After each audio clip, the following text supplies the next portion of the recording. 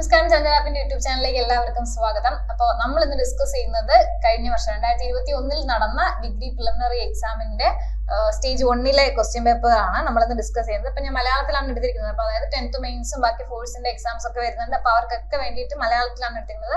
Just അത് നമ്മുടെ secretary assistant പോലെയുള്ള എക്സാം എഴുതുന്ന ഡിഗ്രി പ്രിലിമിനറി എക്സാം എഴുതുന്നവർക്ക് അത് ജസ്റ്റ് ഇംഗ്ലീഷിലേക്ക് മാറ്റിയാൽ മതി. അപ്പൊ നിങ്ങൾ പലപ്പോഴും ചെയ്ത ക്വസ്റ്റ്യൻ ആയിരിക്കും, മോക്ക് ടെസ്റ്റ് വഴിയിലൊക്കെ POയ്ക്ക് ചെയ്ത സമയത്തൊക്കെ ചെയ്ത ക്വസ്റ്റ്യൻ പേപ്പർ തന്നെയാണ്.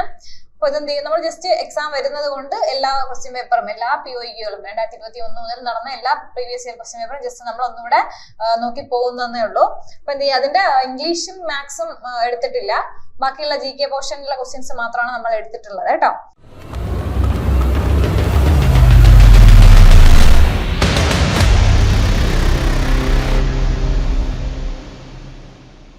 താഴെ കൊടുത്തിരിക്കുന്ന വാചകങ്ങൾ വായിക്കുക. അപ്പൊ അതില് ശരിയായ ഉത്തരങ്ങൾ എഴുതിയെടുക്കാൻ വേണ്ടിയിട്ടാണ്. ഒന്നാമത്തത്, തിരുവിതാംകൂറിൽ പതിവ് കണക്ക് ആരംഭിച്ചത് മാർത്താണ്ഡവർമ്മയാണ്. സ്വാതിരുനാൾ രാമവർമ്മ ശുചീന്ദ്രം കൈമുക്ക് നിർത്തലാക്കി. തിരുവിതാംകൂറിൽ സേതു ലക്ഷ്മിബായി തമ്പുരാട്ടിയുടെ ഭരണകാലത്ത് ദേവദാസി സമ്പ്രദായം നിർത്തലാക്കി. സേതു ലക്ഷ്മിബായി തമ്പുരാട്ടിയുടെ ഭരണകാലത്ത് തിരുവിതാംകൂറിൽ അടിമത്വം നിർത്തലാക്കി. അപ്പൊ ഇതിൽ ഏതൊക്കെയാണ് ശരിയായിട്ടുള്ളത് എന്നാണ് നമുക്ക് പറയേണ്ടത്. ഇതില് 1, 2, 3 എന്താണ് ശരിയാണ് കേട്ടോ. 1, 2, 3 ശരിയാണ്. അതായത് C ആണ് ഉത്തരം വരിക. 1, 2, 3 ശരിയാണ്. അടുത്ത ചോദ്യം, താഴെ കൊടുത്തിരിക്കുന്നതിൽ ഏതൊക്കെയാണ് ശരിയായി ചേരുന്നത് എന്നുള്ളതാണ് ചോദിച്ചിരിക്കുന്നത്. സാധാരണ ചേരുമ്പടി ചേർക്കാൻ ചോദിക്കുന്നത് ശരിയായിട്ടുള്ളത് ഏതൊക്കെയെന്നാണ് കേട്ടോ. അപ്പോ KP വള്ളോൻ പുലയം മഹസഭ, അയ്യ വൈകുണ്ഠൻ ഉച്ചിപ്പതിപ്പ്, CP അച്യുതമേനോൻ വിദ്യാവിനോദിനി വരും. അപ്പോ രണ്ടാമത്തതിന്റെ ഓപ്ഷൻ B വരും കേട്ടോ. 1, 2, 3 കറക്റ്റ് ആയിട്ടുള്ളത്. ഉത്തരവാദിത്തമുള്ള കേരള ഗവൺമെന്റിനെ പറ്റി താഴെ പറയുന്നതിൽ ഏതാണ് ശരിയായിട്ടുള്ളത് എന്നാണ് ചോദിച്ചിട്ടുള്ളത്. പക്ഷെ അത് ഡിലീറ്റഡ് ക്വസ്റ്റ്യൻ ആണ്. സോ അതുകൊണ്ട് നമുക്ക് അത് നോക്കണ്ട, ഡിലീറ്റഡ് ക്വസ്റ്റ്യൻ ആണ് കേട്ടോ. താഴെ പറയുന്നതിൽ ഏതാണ് ഒരേ വിഭാഗത്തിൽ പെടാത്തത് എന്നാണ് ചോദിച്ചിരിക്കുന്നത്. നാലാമത്തതിന്റെ ഉത്തരം D ആണ്. 4 മാത്രം. ഗദ്ദാർ മൂവ്മെന്റ് മാത്രമാണ് പെടാത്തതാണ് ചോദിച്ചിരിക്കുന്നത് കേട്ടോ. അടുത്ത ചിപ്കോ മൂവ്മെന്റുമായി ബന്ധപ്പെട്ടിട്ടുള്ള ശരിയായ പ്രസ്താവനയാണ് ചോദിച്ചിരിക്കുന്നത്. എന്താണ്, ചിപ്കോ മൂവ്മെന്റിൽ ഒരു കാർഷിക മൂവ്മെന്റ് ആണ്. ചിപ്കോ മൂവ്മെന്റ് സർവോദയ മൂവ്മെന്റിൽ നിന്നും പ്രചോദനം ഉൾക്കൊണ്ടു. ചിപ്കോ മൂവ്മെന്റ് പ്രധാനപ്പെട്ട നേതാവായിരുന്നു ഗൗരാദേവി. അപ്പൊ അതിന്റെ കറക്റ്റ് ആയിട്ടുള്ള ഉത്തരം എന്ന് പറയുന്നത് 1 മാത്രമേ ഉള്ളൂ. അപ്പൊ അത് A ആണ് കേട്ടോ. താഴെ പറയുന്നതിൽ ഏതാണ് മുഗൾ ഭരണകാലത്ത് സ്ഥലം എന്ന വാക്കിന് പകരം ഉപയോഗിക്കാത്ത വാക്ക്? കരോരി എന്നാണ് ആ വാക്ക്. അടുത്ത, താഴെ കൊടുത്തിരിക്കുന്നതിൽ ഏത് പ്രസ്താവനയാണ് ശരിയായിട്ടുള്ളതെന്നാണ് ചോദിച്ചിരിക്കുന്നത്. 7ാമത്തെ ഉത്തരം A ആണ് കേട്ടോ. 1, 2, 3 ആണ്. A ആണ്. 1, 2, 3. 10 days that shook the world, the French വിപ്ലവവുമായി ബന്ധപ്പെട്ട് കിടക്കുന്നു. അതാണ് തെറ്റായിട്ടുള്ളത് കേട്ടോ. അടുത്ത UNI സംബന്ധിച്ച് തെറ്റായിട്ടുള്ളതാണ്. തെറ്റായിട്ടുള്ളതാണോ ശരിയായിട്ടുള്ളതാണോ എന്ന് കൃത്യമായി വായിച്ചിട്ട് വേണം എഴുതാൻ. ഞാൻ നേരത്തെ കഴിഞ്ഞ പ്രാവശ്യം പറഞ്ഞതുപോലെ ക്വസ്റ്റ്യൻ വായിക്കുമ്പോൾ നമുക്ക് ആ വാക്കുകൾ അറിയായിരിക്കും. എന്തെങ്കിലും മൂവ്മെന്റിനെ പറ്റിയോ എന്തെങ്കിലും ആണെങ്കിൽ നമുക്ക് ആ മൂവ്മെന്റിനെ പറ്റി അറിയാമെങ്കിൽ നമ്മൾ ആ സന്തോഷം കൊണ്ട് എന്ത് ചെയ്യണം, ശരിയാണോ അത് തെറ്റാണോ എന്നുള്ളത് വായിക്കത്തില്ല. അത് നമ്മൾ തെറ്റാൻ ചാൻസ് ഉണ്ട്. സോ അതുകൊണ്ട് തെറ്റായിട്ടുള്ളതാണോ ശരിയായിട്ടുള്ളതാണോ ക്വസ്റ്റ്യൻ ഒന്ന് കൃത്യമായി വായിച്ചതിന് ശേഷം മാത്രം ഉത്തരം എഴുതുക. അടുത്ത, ദേശീയ പരമാധികാരവും വനശക്തി കോർപ്പറേഷനുമായി ബന്ധപ്പെട്ടതാണ് UNO ആശയം നിലവിൽ വന്നത്. ആർട്ടിക്കിൾ 1 UN ചാർട്ടറിൽ നിർവചിച്ചിരിക്കുന്നു. നമ്മൾ വേൾഡ് ട്രേഡ് ഓർഗനൈസേഷൻ സ്പെഷ്യലൈസ്ഡ് ഏജൻസിയാണ്. UNO രൂപീകരിച്ചത് അന്തർദേശീയ സമാധാനവും സുരക്ഷയും മുന്നിൽ കണ്ടുകൊണ്ടാണ് എന്നുള്ളതാണ് ഉത്തരം. തെറ്റായിട്ടുള്ളതാണ് ചോദിച്ചിട്ടുള്ളത്. WTO എന്ന് പറയുന്ന അല്ലെങ്കിൽ വേൾഡ് ട്രേഡ് ഓർഗനൈസേഷൻ എന്ന് പറയുന്ന UNOയുടെ സ്പെഷ്യലൈസ്ഡ് ഏജൻസി അല്ല. അപ്പം അതാണ് തെറ്റായിട്ടുള്ളത്. ബാക്കി 3 എന്താണ് കറക്റ്റ് ആയിട്ടുള്ളതാണ് കേട്ടോ. അപ്പം 3 മാത്രം തെറ്റായിട്ടുള്ളത് 3 മാത്രമാണ്. താഴെ പറയുന്നതിൽ പ്രസ്ഥാനിൽ ശരിയായിട്ടുള്ളതാണ് ചോദിച്ചിരിക്കുന്നത്. 9ാമത്, ടെന്നീസ് കോർട്ട് സത്യം ഫ്രഞ്ച് വിപ്ലവവുമായി ബന്ധപ്പെട്ടിരിക്കുന്നു. ടെയ്ലി ഡിറ്റെ ഗബൽ എന്നീ പദങ്ങൾ ഫ്രഞ്ച് വിപ്ലവ കാലത്ത് ഫ്രാൻസിൽ നികുതിയെ സൂചിപ്പിക്കാൻ ഉപയോഗിച്ചിരുന്നു. The friend of our country എന്നത് ഫ്രഞ്ച് വിപ്ലവ കാലത്ത് വിമതരുടെ ജേണൽ ആയിരുന്നു. പ്രൈഡ് സ്പേർട്സ് ഫ്രഞ്ച് വിപ്ലവവുമായി ബന്ധപ്പെട്ടിരിക്കുന്നു. നമ്മുടെ ഉത്തരം വരുന്നത് 1, 2, 3 ആണ് കേട്ടോ. ദേശീയ ഭക്ഷ്യസുരക്ഷാ ബില്ലിനുമായിട്ട് ബന്ധപ്പെട്ടുള്ള പ്രസ്താവനയാണ് ചോദിച്ചിരിക്കുന്നത്. ഈ ബില്ലിന്റെ ലക്ഷ്യം രാജ്യത്തെ പാവപ്പെട്ടവർക്കുള്ള ഭക്ഷണത്തിന്റെ സബ്സിഡിയാണ്. ശരിയാണ്. ഈ ബിൽ ആദ്യമായി നിലവിൽ വന്നത് രാജസ്ഥാനിലാണ്. ശരിയാണ്. അന്ത്യോദയ അന്ന യോജന ഈ ബില്ലിന്റെ വിപുലീകരണമാണ്. ശരിയാണ്. പൊതുവിതരണ സംവിധാനം ഗവൺമെന്റും സംസ്ഥാന ഗവൺമെന്റും ഒന്നിച്ച് നടത്തുന്നു. ശരിയാണ്. അപ്പൊ എല്ലാം ശരിയാണ്. അടുത്തൊരു 2 പ്രസ്താവനകൾ തന്നിട്ടുണ്ട്, അത് ശരിയായിട്ടുള്ള കണ്ടെത്താനാണ്. ദക്ഷിണാർദ്ധഗോളത്തിലെ പശ്ചിമവാദങ്ങൾ കൂടുതൽ ശക്തിയുള്ളതും ആക്രമണാസക്തവുമാണ്. ദക്ഷിണാർദ്ധഗോളത്തിലെ പശ്ചിമവാദങ്ങൾ ഉരയാത്ത സമുദ്ര പ്രതലത്തിലൂടെ ചരിക്കുന്നു. ഇതിൽ ഏതാണ് ശരി, ഏതാണ് തെറ്റ് എന്നാണ് ചോദിച്ചിരിക്കുന്നത്. എന്താണ്? രണ്ടും ശരിയാണ് കേട്ടോ, 2 പ്രസ്താവനകളും ശരിയാണ്. പാഡ്ലാൻഡ്സ് എന്തിന്റെ സ്വഭാവ സവിശേഷതയാണ്? എന്ത് പ്രവിശ്യയുടെ ഏതിന്റെ സ്വഭാവ സവിശേഷതയാണ് എന്ത് പാഡ്ലാൻഡ്സ് എന്ന് പറയുന്നത് എന്നാണ് ചോദിച്ചിരിക്കുന്നത്. ഛോട്ടാ നാഗ്പൂർ പ്രവിശ്യയുമായി ബന്ധപ്പെട്ടതാണ്. ഇസോഹ ലൈൻസ് എന്ന് പറയുന്ന ഒരേപോലുള്ള എന്തിനെ ബന്ധിപ്പിക്കുന്നതാണെന്ന് ചോദിച്ചാല് 13ാമത്തതിന്റെ ഉത്തരം ലവണാംശമാണ്. പശ്ചിമഘട്ടത്തെ കുറിച്ചുള്ള ശരിയായ പ്രസ്താവനയാണ് ചോദിച്ചിരിക്കുന്നത്. ഇളം മടങ്ങ് മലനിരയാണ്, അതായത് ഒരു പശ്ചിമഘട്ടം ഒരു ഇളം മടങ്ങ് മലനിരയാണ്. പശ്ചിമഘട്ടം 3ാമത്തെ കാലയളവിലാണ് രൂപീകൃതമായത്. പശ്ചിമഘട്ടം ഒരു എസ്കാർപ്മെന്റ് ആണ്. പശ്ചിമഘട്ടം പാറകളുടെ അവശിഷ്ടം കൊണ്ട് നിർമ്മിക്കപ്പെട്ടിരിക്കുന്നു. ശരിയായതാണ് ചോദിച്ചിരിക്കുന്നത്. സി ആണ് നമുക്ക് ഉത്തരം വരുന്നത്. താഴെ പറയുന്ന ഏതാണ് ജിസ് സോഫ്റ്റ്വെയർ തുറന്ന സ്രോതസ് എന്നാണ് ചോദിച്ചിരിക്കുന്നത്. ഉത്തരം QGIS ആണ്. GDP-യുടെ ഘടക ചിലവാണ് ചോദിച്ചിരിക്കുന്നത്. GDP-യുടെ ഘടക ചിലവാണ് ചോദിച്ചിരിക്കുന്നത്. GDP@MP- അറ്റ പരോക്ഷ നികുതി ആണ്. അടുത്ത ഉൽപാദന ഘടകങ്ങളിൽ നിഷ്ക്രിയമായത് ഏതെന്നാണ് ചോദിച്ചിരിക്കുന്നത്. സ്ഥലവും മൂലധനവുമാണ് കേട്ടോ. ഇത് നിങ്ങൾ എക്കണോമിക്സ് പഠിക്കുമ്പോൾ ഈ ഇക്വേഷൻസ് ഒക്കെ ജസ്റ്റ് ഒന്ന് ഓർത്തിരിക്കുക. പ്രോബ്ലം ചെയ്യാനും കൂടി ഒന്ന് ഓർത്തിരിക്കുക. എങ്ങനെയാണ് എളുപ്പമാണ്. പ്രോബ്ലം തന്നിട്ടുണ്ടെങ്കിൽ അത് നമുക്ക് ഇക്വേഷൻ അറിയാൻ ജസ്റ്റ് കൊടുത്ത് ചെയ്താൽ മതിയായിരിക്കും. അത് മാറിപ്പോവാതിരിക്കണം, പ്ലസും മൈനസും. ഓക്കെ, ശ്രദ്ധിച്ച് പഠിച്ചു കഴിഞ്ഞാൽ അത് മാറത്തില്ല. ശ്രദ്ധിച്ച് പെട്ടെന്ന് കാണുന്നതുകൊണ്ട് നിങ്ങൾ എന്ത് ചെയ്യുക, ഇക്വേഷൻ മറന്ന് പെട്ടെന്ന് തെറ്റാതിരിക്കാൻ ശ്രമിക്കുക.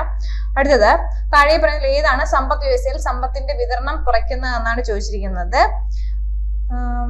ഗവൺമെന്റ് സെക്യൂരിറ്റീസിനെ RBI വിൽക്കുന്നതാണ് നമ്മുടെ ഉത്തരം. ഏതാണ് വിതരണം കുറയ്ക്കുന്നത്? ഗവൺമെന്റ് സെക്യൂരിറ്റീസിനെ RBI വിൽക്കുന്നതാണ് കേട്ടോ. അടുത്ത റിപ്പോ റേറ്റിനെ പറ്റി താഴെ പറയുന്നവയിൽ ശരിയായത് ഏതെന്നാണ് ചോദിച്ചിരിക്കുന്നത്. ഇതെല്ലാം എപ്പോഴും ബാങ്ക് റേറ്റിനേക്കാളും കുറവാണ്. വിപരീത റിപ്പോ റേറ്റിനേക്കാൾ എപ്പോഴും ഉയർന്നതാണ്. ഇത് ഹ്രസ്വകാല സാമ്പത്തിക ആവശ്യങ്ങളെ കേന്ദ്രീകരിക്കുന്നു. ഇത് ഈടാക്കുമ്പോൾ പാർശ്വസ്ഥങ്ങൾ ഉണ്ടാവാറില്ല. അപ്പൊ നമ്മുടെ ഉത്തരം വരുന്നത് 1, 2, 3 ആണ് കേട്ടോ. ശരിയായതാണ്. അടുത്ത് ഫിസ്ക്കൽ ഡെഫിസിറ്റ് അല്ലെങ്കിൽ ധനക്കമ്മി എന്ന് വെച്ചാൽ എന്താണ് എന്നാണ് ചോദിച്ചിരിക്കുന്നത്. മുഴുവൻ ചിലവ് മൈനസ് മുഴുവൻ വരുമാന രസീതുകൾ പ്ലസ് കടമില്ലാത്ത മൂലധന രസീതാണ് ഫിസ്ക്കൽ ഡെഫിസിറ്റ് അല്ലെങ്കിൽ ധനക്കമ്മി വരുന്നത്. അത്യാഹിതം പ്രഖ്യാപിക്കുമ്പോൾ ആർട്ടിക്കിൾ 19 ഉറപ്പ് നൽകുന്ന മൗലിക അവകാശങ്ങൾ നിർത്തലാക്കുന്ന ആർട്ടിക്കിൾ ഏതാണെന്നാണ് ചോദിച്ചിരിക്കുന്നത്. 21 ആർട്ടിക്കിൾ 358. അടുത്ത കൺകറന്റ് ലിസ്റ്റിലുള്ളത് ഏതൊക്കെയെന്നാണ് ചോദിച്ചിരിക്കുന്നത്. വർത്തമാന പത്രങ്ങൾ, പുസ്തകങ്ങൾ, അച്ചടി പ്രസ്സുകൾ. ഓക്കെ, അപ്പം ഏത് ചെറിയ എക്സാമിനായാലും എത്ര വലിയ എക്സാമിനായാലും നമുക്ക് ലിസ്റ്റുകൾ സ്ഥിരമായിട്ട് ചോദിക്കുന്നത് കൊണ്ട് അതങ്ങനെ ചെറിയ എക്സാമിന് മാത്രമേ ചോദിക്കുള്ളൂ എന്ന് വിചാരിക്കരുത്. ലിസ്റ്റുകൾ ഉറപ്പായിട്ടും പഠിച്ചിട്ട് വേണം പോവാൻ. അടുത്ത പൗരത്വം ഏറ്റെടുക്കൽ, അവസാനിപ്പിക്കൽ എന്നിവ സംബന്ധിച്ച് ഭേദഗതിക്ക് ആവശ്യമായത് എന്താണെന്നാണ് ചോദിച്ചിരിക്കുന്നത്. പാർലമെന്റിന്റെ ലളിതമായ ഭൂരിപക്ഷമാണ്. ഇന്ത്യൻ ഭരണഘടനയിലെ സ്റ്റേറ്റ് പോളിസിയുടെ ഡയറക്റ്റീവ് തത്വങ്ങൾ ഇൻസ്ട്രുമെന്റ്സ് ഓഫ് ഇൻസ്ട്രക്ഷൻ രേഖപ്പെടുത്തിയിരിക്കുന്നത് എന്തിനാണെന്ന് ചോദിച്ചാല് 1935 ഇന്ത്യ ഗവൺമെന്റ് ആക്ടിലാണ്. അടുത്ത ഇന്ത്യയുടെ ഭരണഘടനാ ഭേദഗതി പ്രകാരം ഏതാണ് ശരിയല്ലാത്തത് എന്നാണ് ചോദിച്ചിരിക്കുന്നത്. 25ന്റെ ഉത്തരം D ആണ് കേട്ടോ. ഭേദഗതി ബിൽ പാസ്സാക്കാൻ ബുദ്ധിമുട്ടായ അവസരങ്ങളിൽ പാർലമെന്റിന്റെ ഇരുസഭകളിലും സംയുക്ത മീറ്റിംഗ് നടത്താൻ വ്യവസ്ഥയുണ്ട് എന്നാണ് കറക്റ്റ്. അഖിലേന്ത്യാ സേവനത്തിലെ അംഗങ്ങളുടെ സേവന വ്യവസ്ഥ നിർണ്ണയിക്കുന്നത് ആരാണെന്ന് ചോദിച്ചു കഴിഞ്ഞാൽ ഇന്ത്യൻ പാർലമെന്റ് ആണ് കേട്ടോ. അതുപോലെ സിവിൽ സർവീസുകാർക്ക് ഭരണഘടനാപരമായ സുരക്ഷ ഉറപ്പാക്കുന്ന ആർട്ടിക്കിൾ എന്താണെന്ന് ചോദിച്ചു കഴിഞ്ഞാൽ ആർട്ടിക്കിൾ 311 വരും. അടുത്ത വിവരാവകാശ നിയമം 2005 പ്രകാരം അപേക്ഷകന് ഫീസ് ഇല്ലാതെ നൽകപ്പെടുന്നത് എങ്ങനെയൊക്കെയാണ് എന്നാണ് ചോദിച്ചിരിക്കുന്നത്. ഒരു BPL ആണെങ്കിൽ അപേക്ഷ നൽകി 30 ദിവസങ്ങളിൽ ഒരു പൊതു അതോറിറ്റി വിവരങ്ങൾ നൽകുന്നതിൽ പരാജയപ്പെടുന്നിടത്ത് ഇത് രണ്ടുമാണ് എന്ത് ചെയ്യുന്നത്, നമ്മുടെ ഫീസ് ഇല്ലാതെ നൽകപ്പെടുന്നത്. അടുത്ത ഉപഭോക്തൃ സംരക്ഷണ നിയമം അനുസരിച്ച് ഉപഭോക്തൃ അവകാശമല്ലാത്തത് ഏതൊക്കെയെന്നാണ് ചോദിച്ചിരിക്കുന്നത്. വില പേശാനുള്ള അവകാശം അല്ല, അതുകൊണ്ട് അതാണ് കേട്ടോ. വില പേശാനുള്ള അവകാശം ഇല്ല. അടുത്ത ദേശീയ മനുഷ്യാവകാശ കമ്മീഷൻ എന്നാൽ എന്താണെന്നാണ് ചോദിച്ചിരിക്കുന്നത്. അതൊരു സ്റ്റാറ്റ്യൂട്ടറി ബോഡിയാണ് കേട്ടോ. അടുത്ത കേരളം മണ്ണും മനുഷ്യരും എന്ന പുസ്തകം എഴുതിയത് ആരെന്ന് ചോദിച്ചാല് ഡോക്ടർ TM തോമസ് ഐസക് ആണ്. പിന്നെ വിദ്യാവിനോദിയുടെ കർത്താവാരെന്ന് ചോദിച്ചു കഴിഞ്ഞാല് CP അച്യുതമേനോൻ. സംഗീത നൈഷാദം എന്തുമായി ബന്ധപ്പെട്ടിരിക്കുന്നു എന്ന് ചോദിച്ചാല് TC അച്യുതമേനുമായിട്ട് ബന്ധപ്പെട്ടിരിക്കുന്നു. പിച്ചർ എന്ന വാക്ക് ഏത് കളിയുമായി ബന്ധപ്പെട്ട് കിടക്കുന്നു എന്നാണ് ചോദിച്ചിരിക്കുന്നത്. ബേസ്ബാളുമായിട്ട് ബന്ധപ്പെട്ട് കിടക്കുന്നു. കൊഴുപ്പുന്ന എന്നത് ആരുടെ തൂലികാ നാമമാണെന്നാണ് ചോദിച്ചിരിക്കുന്നത്. ഗോവിന്ദ ഗണകൻ. ലോക ഷൂട്ടിംഗ് ചാമ്പ്യൻഷിപ്പിൽ ചാമ്പ്യൻ ഓഫ് ചാമ്പ്യൻ എന്ന തലക്കെട്ട് നേടിയത് ആരാണെന്ന് ചോദിച്ചിട്ടുണ്ടാല് അഞ്ജലി ഭഗവത് ആണ്. അത് കറണ്ട് അഫയേഴ്സ് ആണ്. അടുത്ത ഇന്ത്യയിലെ ആദ്യത്തെ വനിതാ ബോക്സിംഗ് റഫറി ആരെന്ന് ചോദിച്ചാല് റസിയ ഷബ്നം. ഇതൊക്കെ ആ സമയത്തുള്ളതായിരുന്നു. 2003 ആഫ്രോ ഏഷ്യൻ ഗെയിംസ് നടന്നത് ഇന്ത്യയിൽ എവിടെയാണെന്നാണ് ചോദിച്ചിരിക്കുന്നത്.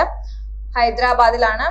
അടുത്ത കറണ്ട് അഫയേഴ്സ് ആണ്, നമുക്ക് അതിന്റെ ആവശ്യമില്ല. 2022 നമുക്ക് നോക്കി വെച്ചിരിക്കാം. 2022 ഔദ്യോഗിക ഗാനം അറിയപ്പെടുന്നത് എങ്ങനെ? വനിതാ വേൾഡ് കപ്പില് 40 ഗേൾ ഗാങ് എന്നാണ്. CPU-ലെ താൽക്കാലിക ദ്രുതവേഗ സംഭരണ സ്ഥലം അറിയപ്പെടുന്നത് എന്താണെന്നാണ് ചോദിച്ചിരിക്കുന്നത്. രജിസ്റ്റർ ആണ്. അടുത്ത ഏതാണ് ഇൻപുട്ട് ഡിവൈസ് എന്ന് ചോദിച്ചിട്ടുണ്ട്. OMR ആണ്. ഒരു നെറ്റ്വർക്കിലെ കമ്പ്യൂട്ടറിലെ ഹാർഡ്വെയർ ഘടകം പരിഗണിക്കാതെ ഡാറ്റയുടെ ഒഴുക്ക് നിയന്ത്രിക്കാൻ ഉപയോഗിക്കുന്ന വയർലെസ് ടോപ്പോളജി ഏതെന്നാണ് ചോദിച്ചിരിക്കുന്നത്. NIC ആണ്. ഒരു പ്രോഗ്രാം സമർപ്പിക്കുന്നതിനും അത് പൂർത്തിയാക്കുന്നതിനും CPU എടുക്കുന്ന സമയമാണ് എന്ത് പറയുന്നത്? ടേൺ അറൗണ്ട് ടൈം എന്ന് പറയും. International union for conversation of nature IUCN-ന്റെ ഹെഡ് ക്വാർട്ടേഴ്സ് സ്ഥിതി ചെയ്യുന്നത് എവിടെയാണെന്ന് ചോദിച്ചു കഴിഞ്ഞാല് സ്വിറ്റ്സർലൻഡിലാണ്. അടുത്തത് പരിസ്ഥിതി മാനേജ്മെന്റ് സിസ്റ്റത്തിന്റെ നിയന്ത്രണ ചട്ടക്കൂട് താഴെ പറയുന്നവയിൽ ഏതാണ് എന്ന് ചോദിച്ചിട്ടുണ്ട്. ഉത്തരം A ആണ്. ISO 14001. ബയോ ഇന്ധനം കൊണ്ട് ഓടിച്ച ആദ്യത്തെ റോക്കറ്റിന്റെ പേര് B സ്റ്റാർഡസ്റ്റ് 1.0. DRDO ആർമിക്ക് വേണ്ടി നിർമ്മിച്ചെടുത്ത ഒരേ സമയം ഒന്നിലധികം റോക്കറ്റുകൾ വിക്ഷേപിക്കാൻ ഉതകുന്ന ലോഞ്ചർ ഏതാണെന്ന് ചോദിച്ചാല് പിനാക്കയാണ്. അതുപോലെ താഴെ പറയുന്നതിൽ ഏതാണ് പുതുക്കാവുന്ന ഊർജത്തിന്റെ ഉറവിടം എന്ന് ചോദിച്ചാല് D ആണ് കേട്ടോ. സോളാർ എനർജി ആണ്. അപ്പൊ നമ്മള് മാത്സും ഇംഗ്ലീഷും ഒന്നും എടുത്തിട്ടില്ല, GK മാത്രം. നിങ്ങൾക്ക് GK പഠിച്ചിട്ടുണ്ടെങ്കിൽ നിങ്ങൾ എന്തായാലും റിവിഷൻ ചെയ്യുന്നത് കൊണ്ട് എന്ത് ചെയ്യുക, ജസ്റ്റ് ഒന്ന് നോക്കി പോവാ. ബാക്കിയുള്ളത് എന്ത് ചെയ്യുക, മാത്സ് ഒക്കെ നന്നായിട്ട് പ്രാക്ടീസ് ചെയ്യുക. കറണ്ട് അഫയേഴ്സ് നന്നായിട്ട് പഠിക്കുക. ഇതിൽ കറണ്ട് അഫയേഴ്സ് മാറ്റമുണ്ട്. നമ്മള് കഴിഞ്ഞ ദിവസം എന്ത് ചെയ്തു, സ്റ്റേജ് 2-ന്റെ ക്വസ്റ്റ്യൻ ആണ് നോക്കിയത്. എനിക്ക് കമ്പാരിറ്റീവ്ലി സ്റ്റേജ് 1 ഇച്ചിരി കൂടി എളുപ്പമുള്ളതായിട്ടാണ് തോന്നിയിട്ടുള്ളത്. സ്റ്റേറ്റ്മെന്റ് ടൈപ്പ് ആണെങ്കിൽ എന്ത് ചെയ്യാൻ കുറച്ചുകൂടി എളുപ്പമാണ്. അപ്പൊ ഓരോ സ്റ്റേജും ഓരോ ടൈപ്പ് ആയിരിക്കും. എന്ത് ചെയ്യുക, അപ്പൊ എന്ത് ചെയ്യുക, എല്ലാവരും നന്നായിട്ട് പഠിക്കുക. എല്ലാ POQ നോക്കിയിട്ട് പോവുക. സ്റ്റേറ്റ്മെന്റ് ടൈപ്പുകൾ വായിക്കുമ്പോൾ ശ്രദ്ധിച്ച് വായിക്കുക. എല്ലാവരും നന്നായിട്ട് എഴുതുക. All the best. Thank you.